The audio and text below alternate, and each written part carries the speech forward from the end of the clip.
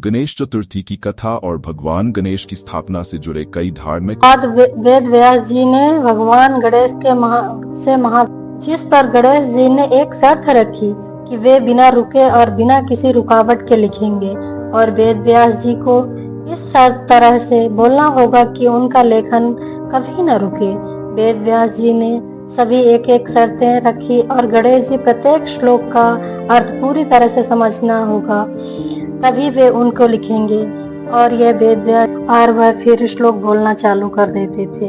इस प्रकार भगवान गणेश ने बिना रुके भगवान महाभारत का लेखन और वेद व्यास जी उसका उच्चारित किया। इस लेखन का कार्य पूरे 10 दिन तक चला।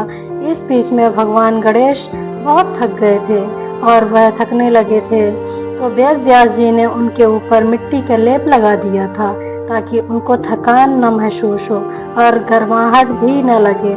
इसके बाद जैसे ही 10 दिन बीत गया तो लेखन का कार्य सिद्ध हो गया।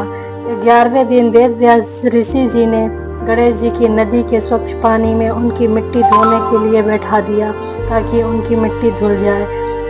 इसलिए 11वें दिन विसर्जन किया जाता है।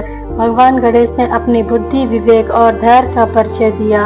यह आध्यात्मिक महत्व, इसके कई कारण और अर्थ हैं जो इस पर्व की पूजा विधि और प्रक्रिया को स्पष्ट करते हैं। गणेश जी का स्वागत और विदाई। गणेश चतुर्थी के पहले दिन भगवान गणेश की मूर्ति को भक्तगण अपने घरों या पंडालों में स्थापित करते हैं। इसे प्रतिष्ठा या स्थापना कहा जाता है।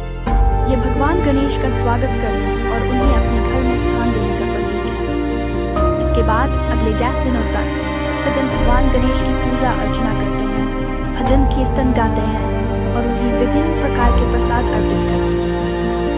इस दिनों की पूजा का महत्व। 10 दिनों तक भगवान गणेश की स्थापना का एक कारण यह है कि यह समय अवधि भक्तों को भगवान गणेश के साथ गहरे आध्यात्मिक संबंध बनाने का अवसर प्रदान करता है। ये 80 दिनों की अवधि भक्तों को अपने जीवन की समस्याओं, विघ्नों और संकटों को दूर करने के लिए भगवान गणेश की कृपा प्राप्त करने का अवसर देती है। संसारिक और आध्यात्मिक जीवन का प्रतीक भगवान गणेश की मूर्ति की स्थापना और 10 दिनों की पूजा का एक अन्य महत्वपूर्ण कारण यह है, ये जीवन के सांसारिक और आध्यात्मिक पक्षों का प्रतीक है। भगवान गणेश की मूर्ति का विसर्जन यह दर्शाता है कि हर चीज अस्थायी है और हमें इसे अंत तक त्यागना होता है। विसर्जन का ये अर्थ भी है, भगवान गणेश हमारे जीवन से विघ्नों को दूर करके हमें नई ऊर्जा और उत्साह के साथ आगे बढ़ने का मार्ग दिखाते। अनंत चतुर्दशी का महत्व। गणेश चतुर्थी के दिनों के बाद अनंत चतुर्दशी का दिन आता है, जो भगवान विष्णु की पूजा का दिन होता है। इस दिन भगवान गणेश की मूर्ति का विसर्जन किया जाता है। ये एकता, समर्पण और आत्म त्याग का प्रतीक है। भगवान गणेश के विसर्जन का अर्थ ये भी है कि वे फिर से धरती पर आएंगे और हमारे जीवन से विघ्नों और बाधाओं को दूर करेंगे। प्राकृतिक और सांस्कृतिक कारण। विसर्जन का एक और कारण प्राकृतिक संतुलन और पर्यावरण से जुड़ा हुआ है।